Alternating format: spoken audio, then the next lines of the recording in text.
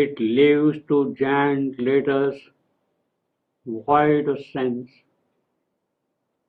while without sanction turns the metal sign, carrying an enigmatic universe, as if a present without future or past, repeating the same revolutions world, turned on its axis in its own name. Thus is the meaning of creation veiled, for without context reads the cosmic piece.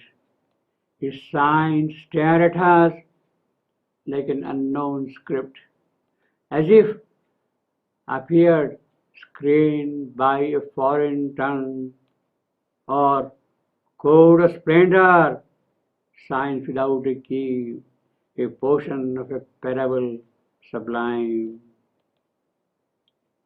It wears to the perishable creature's eyes the grandeur of a useless miracle, wasting itself that it may last a while.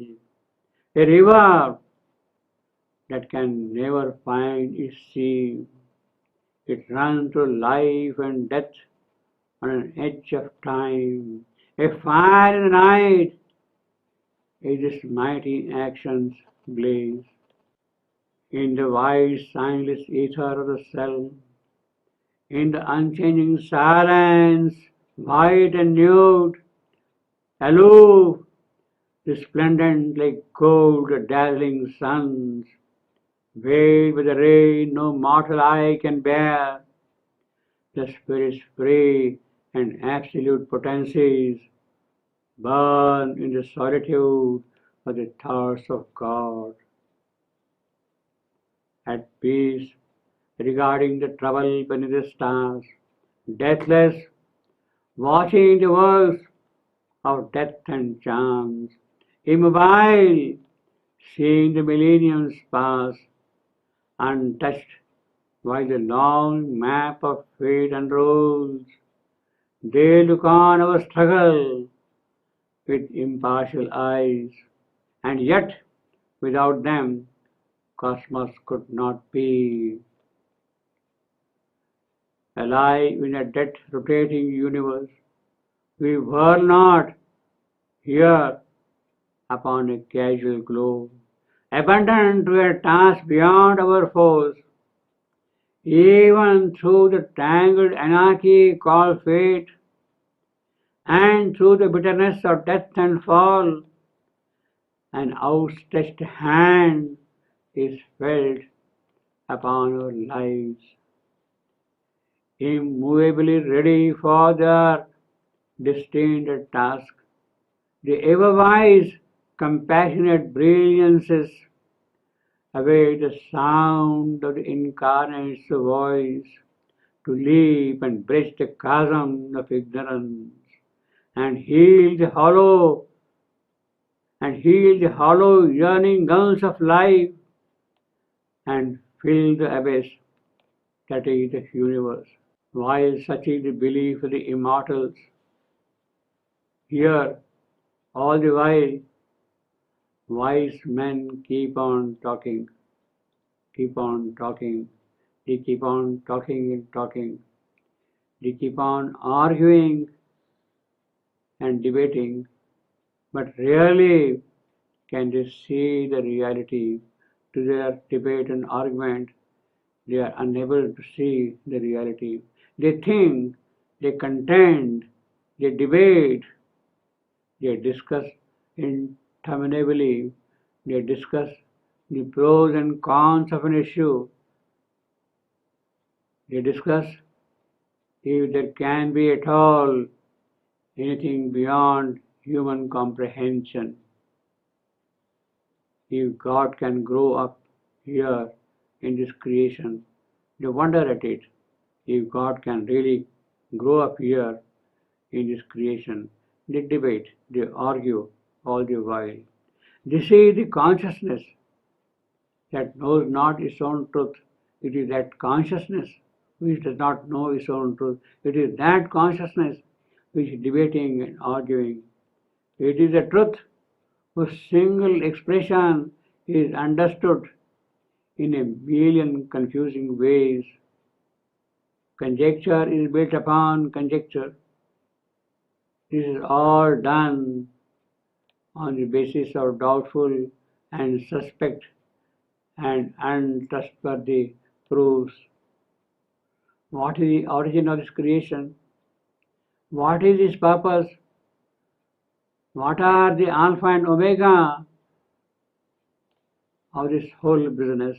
The two giant letters, these present an enigma to the mind. It is a present that has no past and has no future. The wheel of ignorance keeps on revolving in the meaninglessness of the inane. No wonder the book of the cosmos lacks contents. It lacks context. It has no apropos. It has no preface. It has no prolegomena. It has no epilogue. It has no before thought and no afterthought. It is a river that seems to have no source. It is a river that has no sea to reach. In the course of time, this river runs through perpetuating life and death. It runs in a continuing present. Our deepest need is to establish a link between these extremes. We need to bond them in one glorious rightness. Alpha and Omega must be joined in one single sound of sweetness. At one extreme is matter with all its strength. Matter with all its strength is at one extreme. But these powers, the powers of matter, these forces are locked in the darkness of the night. At the other end, burn the absolute potency of the spirit. At one end, matter with its powers locked in the darkness of the night. At the other, the absolute potencies, absolute supremacies of the spirit. And there is no connecting link between these two, the powers of matter and the supremacy of the spirit. There is nothing to join them. But this absolute is the spirit, the supremacy is the spirit, burn in the solitude of the thoughts of God. Such is the solitude that nothing can spoil the timeless purity, and they refuse to accept barter or bribe. This supremacy of the spirit, they cannot be bought over.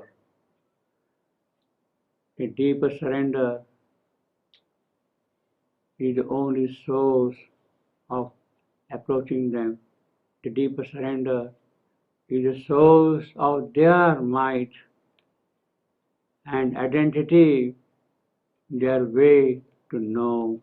It's only by identity that can come in contact with the supremacies of the spirit. They are deathless.